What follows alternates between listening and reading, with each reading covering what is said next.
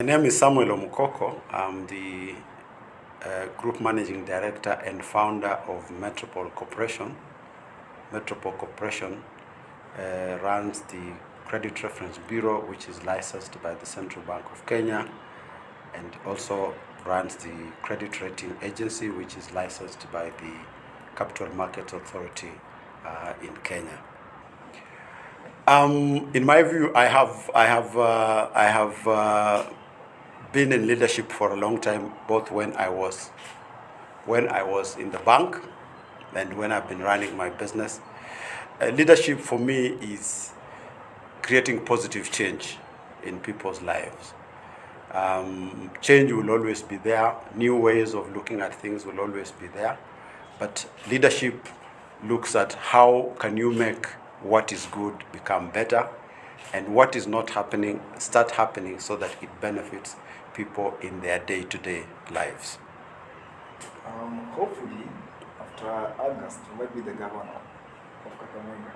But what laws will be guiding you as the Chief Executive Officer of Kakamega County? First,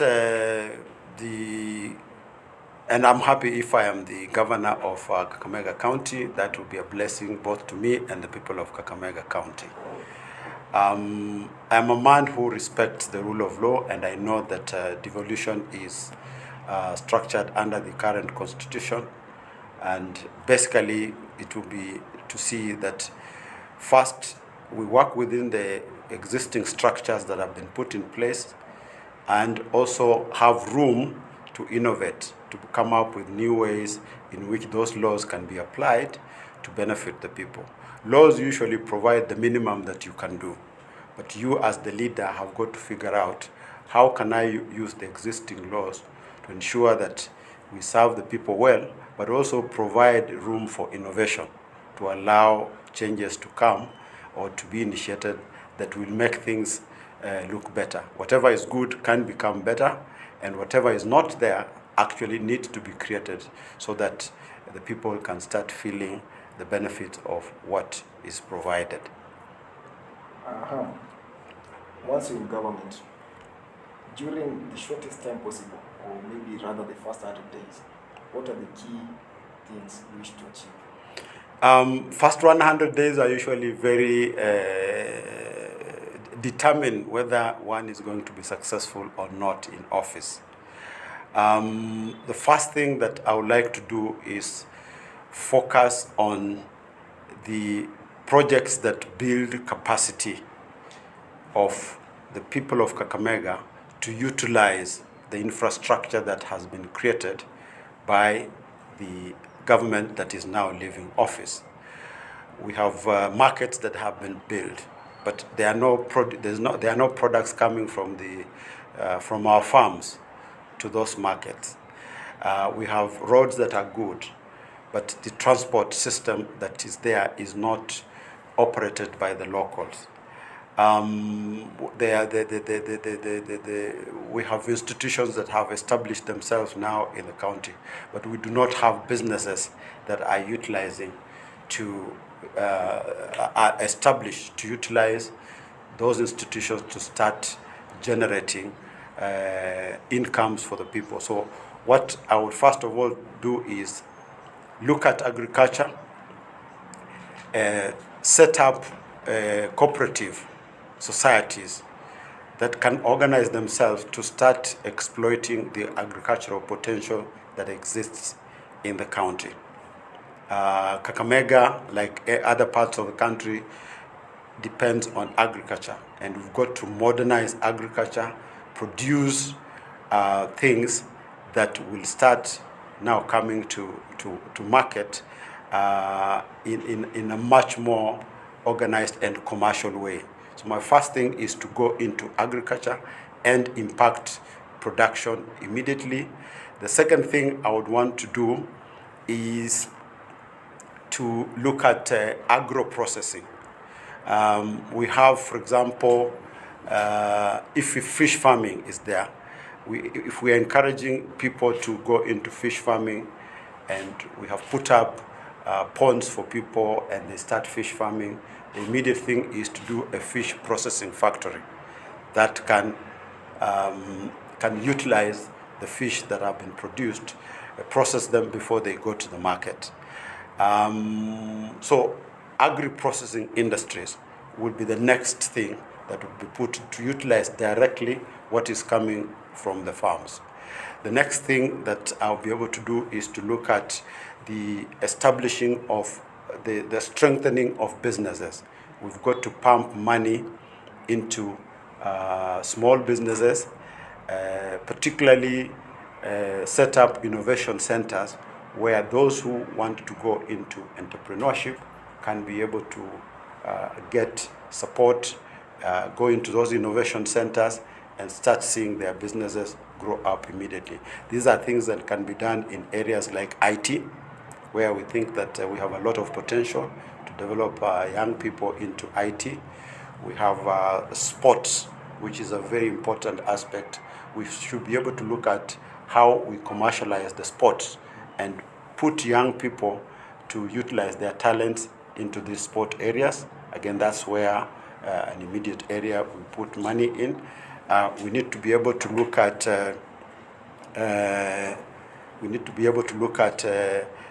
areas that utilize women groups.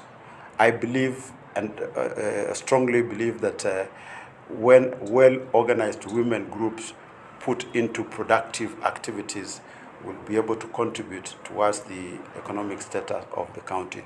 So setting up proper women group structures and getting them to engage into commercial enterprises, whether it is of agriculture or trading activities, that will be what I'll put in place.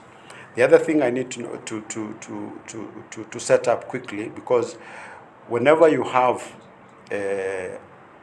agricultural produce from the farm, the challenge has always been, how do you get this to market? Some of it could be going through the agro-processing factories that we will set up, and I have a list of factories that we can do that. But some of them may want to go directly to the market. What I intend to do is to set up what you call a trading organization that buys the equivalent of Kenya National Trading Corporation. So we have something like Kakamega Trading Corporation, which buys from the farmer and looks for markets and be able to take this produce from the market. Like if we're doing French beans, the trading corporation should be able to engage with buyers outside of Kakamega, whether they are outside in Europe or wherever they are, so that they buy from the farmers and take this thing to the market. So we should be able to enter into a lot of contractual agreements with farmers when they are sure that the market where their produce is going to be sold is already available. These efforts will be able to immediately start utilizing the infrastructure that has been put in place by the government that is living, and build capacity for people to engage in generation, in production, and therefore generation of income that goes directly into their pockets.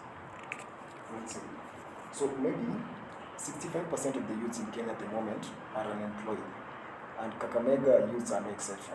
Yes. So what are the mechanisms you seek to put in place so as to create a space where the formal and informal sectors participate in bringing employment for the youths of Kakamega? I look at the youth issue from a broad perspective and look at the economy in Kakamega. Now, we are not in manufacturing, but we need to go into manufacturing. But how do you go into manufacturing? You've got to start from farm-related production. So one of the things is to try and find out how we can get youth to get encouraged to go into farming using current technology, because there's technology that we can use to that will enable youth to be attracted into the farms. So that's an area that really we must get youth interested in, because if we're not producing and if we're not manufacturing, there is no way we're going to build that economy at the pace that it is required. The other area of youth interest is in the sports. I've said that youth are interested in sport, but not to be used just not as entertainment. We need to be able to make sports a venture that has an income generating component. And how do you do this? When you have set up sports academies, the training that gets from these sports academies, and the kind of sports that you select. For example, look at Buhungu. It's a very big stadium that is there. But how is it being used to generate income for the youth? We don't have sports like rugby.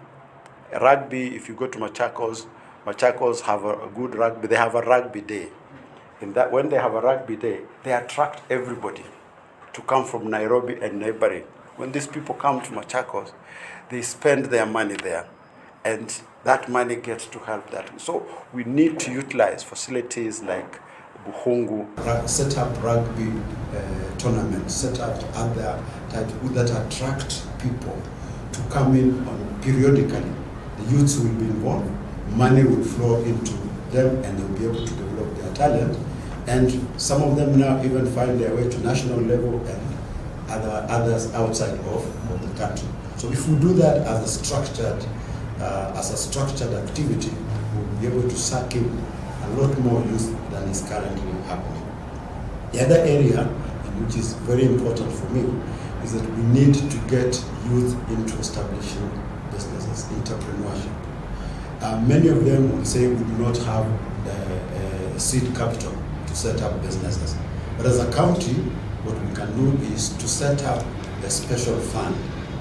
You know, when you're starting a new business, you cannot start a business by borrowing, because you start a business out of the money that you have saved or out of a fund that supports you, a venture capital fund that can support you to give you the seed money that you require to start a business.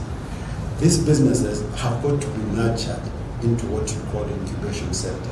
So you can be there for a period of 1 year or a period of 2 years before you start now going out to say, I have now built a proper customer base.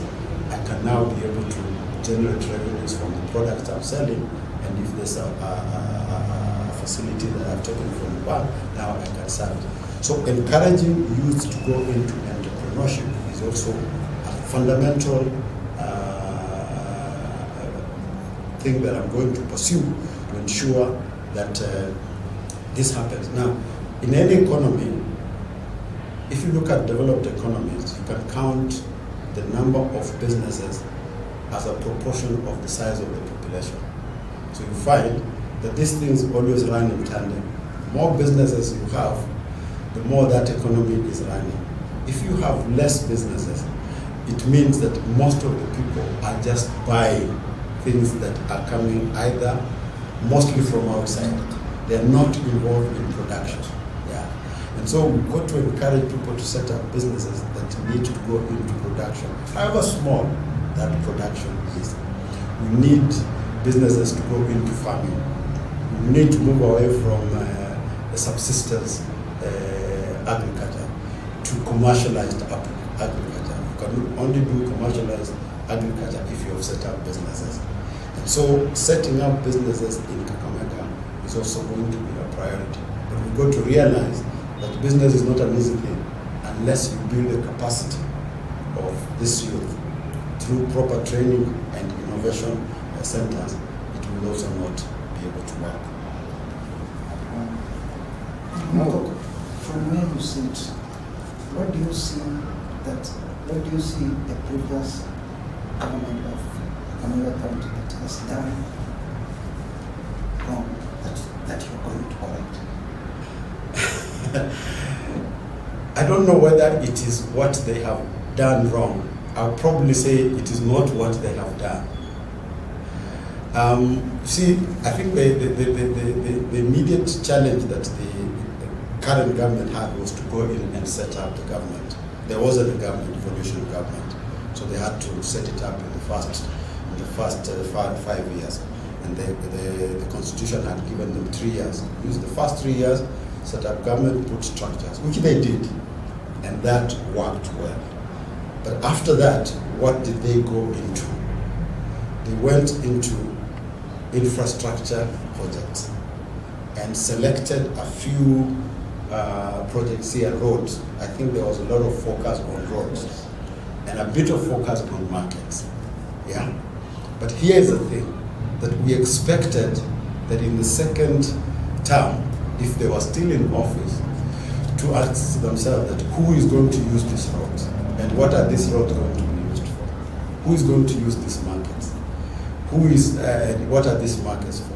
But that didn't happen. So what we have found now is that the roads are good and the roads have opened up Kakamega for people to bring in goods from outside. We find the bulk of the things that are sold in the markets are things that have come from outside.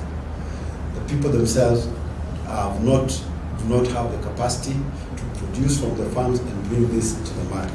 So ideally what we are then looking at is that as much as we want to say that a bit of development has been done here, but the person living in Kakamega is worse off.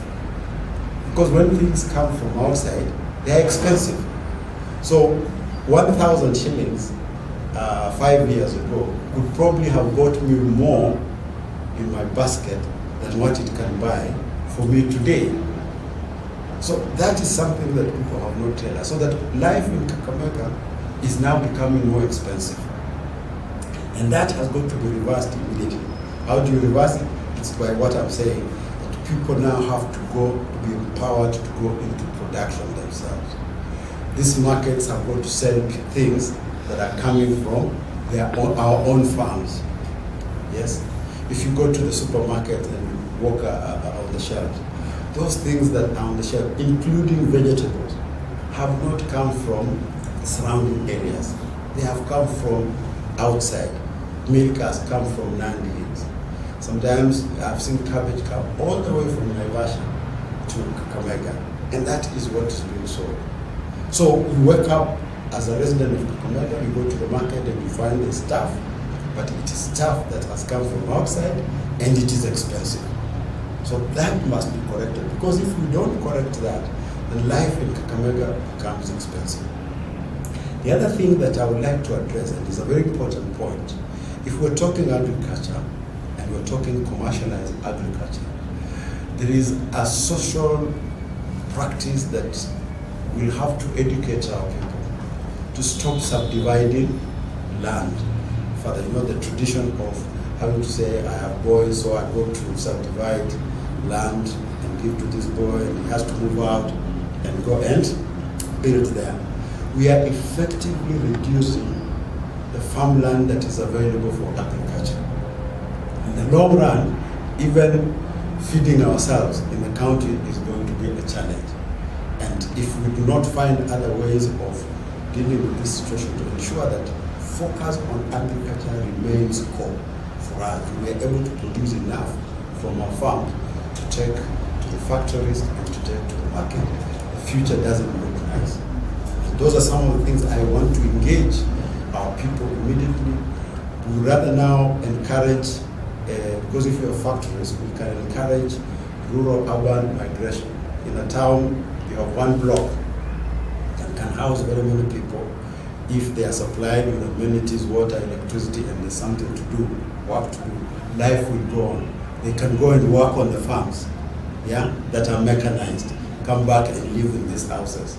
We will produce and feed the people and feed others. Otherwise, if we continue reducing the available farmland because of this social, cultural thing that we have, it is a threat to the future of our agricultural production. Kakamega is the backyard of very many companies and industries, and you're having parastatals like Lumia's Sugar died out of debts, public debts. Maybe in the government, how will you deal with such issues of public borrowing and stuff? First, let me tell you, there are no industries in Kakamega. The Lumia's Sugar that used to be the anchor industry that had an economic impact to the entire surrounding is having a lot of challenges, whether it will be revived or not. It's my view, my considered view, that if I'm in office, I will have to fight very hard to ensure that that factory is revived. plus other factories that need to come that do other processing like avocado, bananas, groundnuts. It doesn't just have to be sugar. But on the question of public debt, what we know is that in any economic undertaking, you can finance it in two ways. You can finance it out of your own resources, like government resources and from taxes. If you collect enough taxes, you can finance a government operation, whether it is paying salaries or development. But if you don't have enough of these tax revenues and you want to accelerate development, you have to go into borrowing. Yeah? In order for, otherwise, if you don't borrow, then you will never carry out development at the pace that you would have liked, because the resources are limited.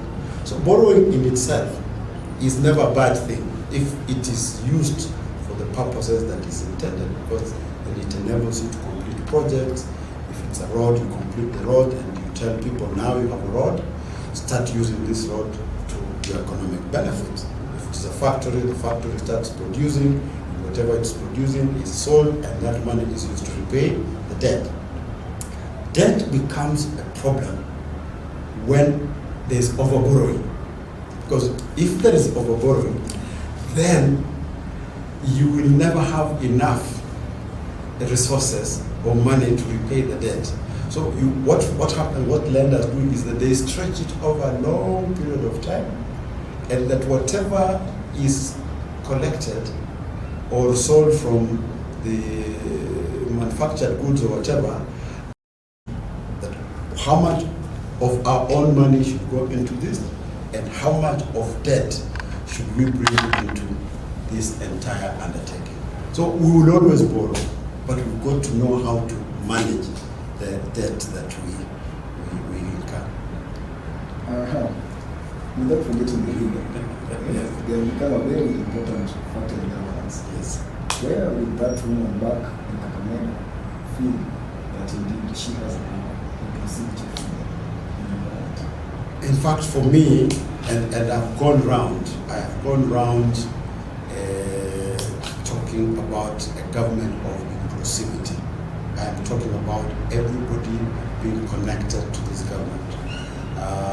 Whether you are from the women fraternity or youth or whatever cadre you come from. But specifically for women, the first thing I'm telling women is that as a single person, you probably will not find a way of connecting to government. It will be difficult, because if you come to government for individual support or problem, it's very difficult. What I'm telling women is that they need to organize themselves into groups. So we are registering a lot of women groups. What are these women groups for? First of all, these women groups are being created for singular purposes, either a project or something they do together. Some of them want to do table banking, some of them want to do chicken rearing, some of them want to do small projects here and there. These groups then will be recognized by the government. So I know that there's a group from Malaba that has about 30 women, and that group is involved in rearing chicken. I have a record of that. When I have a record of that, I now find that monies meant to go to development project, a substantial part of it needs to go to those groups. So that already connects them to the government directly. So we know what that group is doing, we know who is in that group. We then open that channel to be able to say, using our connection with your group, tell us what is it we are doing well and what is it we are not doing well. Yeah? We will be talking to a group, but not narrowing down to individuals. That is what I envisage as the relationship that we are going to create with the women groups. From there now, you can be able to say how. Because some of them keep saying, oh, we want to be in government. But government cannot employ everybody. But government can find mechanisms of finding something for you to do if you are in an organized structure. So that is the structure I am, and I have now registered over 1,000 groups containing 15, 20 women groups across the county.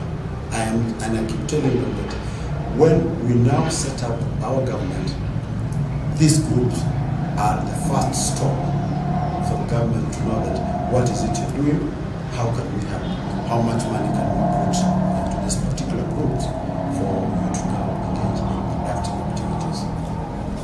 Well said. And maybe as we come to the close of the interview, I'd like you to give your plan to help with respect to the following building blocks, that is leadership and governance, human resource for health, and service delivery. Health is also a major area for me. When you go to hospital today in Kakamega, you find that a number of people are in a hospital bed because of water-related diseases, diarrhea, cholera, and stuff like that. So how first I want to tackle the issue of health is to go to the basics. Do you have water in the house? So I must get water connected in these homesteads. When I get that water connected in the homesteads, I have solved a substantial part of that health issue. Because the money that is being used to buy drugs and cater for hospitalization, if it went into water and we improve the hygiene levels in homes, we will reduce the burden that we have on the requirement for hospitalization. So that's my first approach to this health issue. Second approach is to say, why people, when you go home, you find that when someone gets sick, they run to buying over-the-counter tablets, Panadols, painkillers.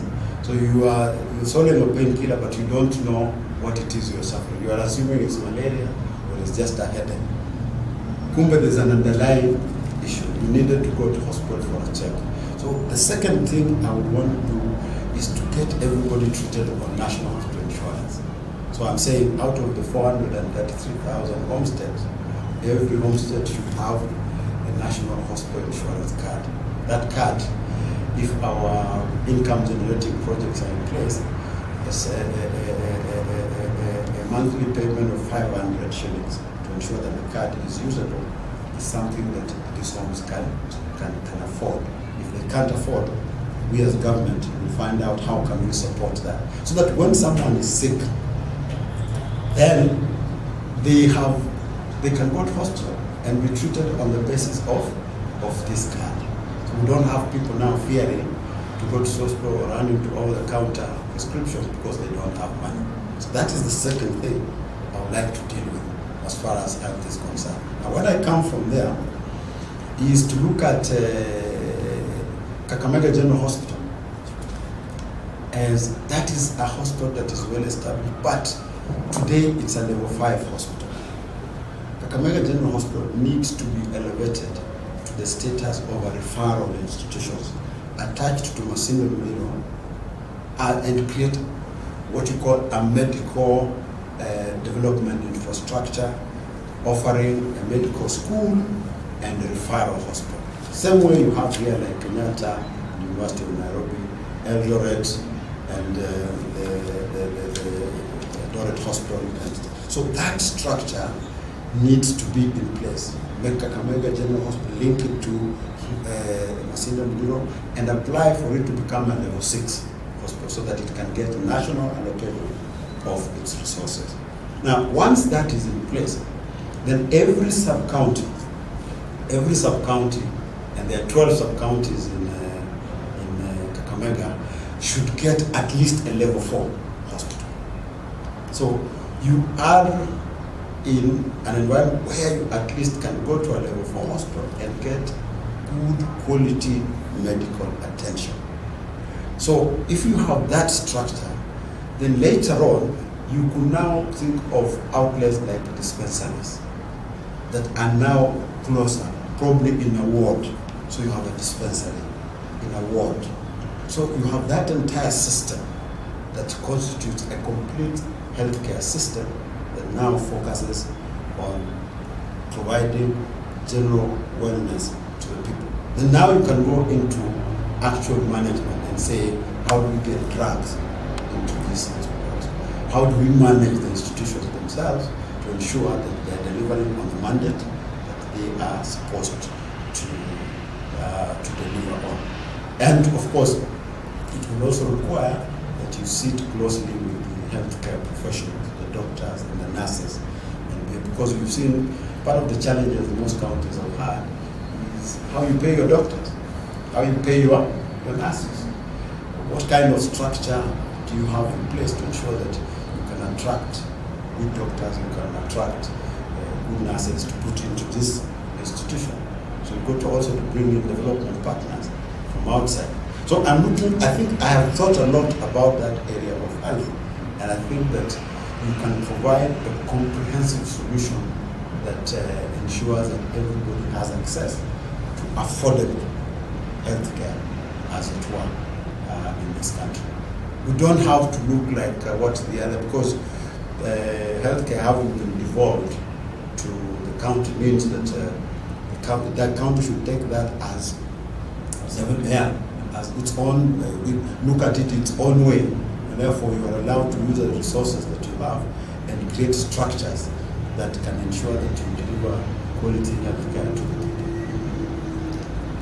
Maybe your parting shot to the people of Kakamega and someone why they should I have offered myself as a gubernatorial candidate to be the second governor of the county of Kakamega. I bring in leadership and integrity, because those two things are critical if one has to succeed in what they are going to undertake. Managerial experience is part of the leadership that I bring to the county. But more importantly is to say, how do I get a person in Kakamega to directly feel the impact of devolution? And I want to work with the people of Kakamega, empower them to be able to get into understanding that they and only they can be involved in the building of the kind of Kakamega they want. What I will do is to offer leadership and technical expertise based on the knowledge that I have to ensure that these things happen and happen in the correct way without leaving anybody else behind, and have a society that feels that they are part of that government, they are included in government, and they are getting the benefit of what government is supposed to offer. That is what I would like to do for the people of Kakamega.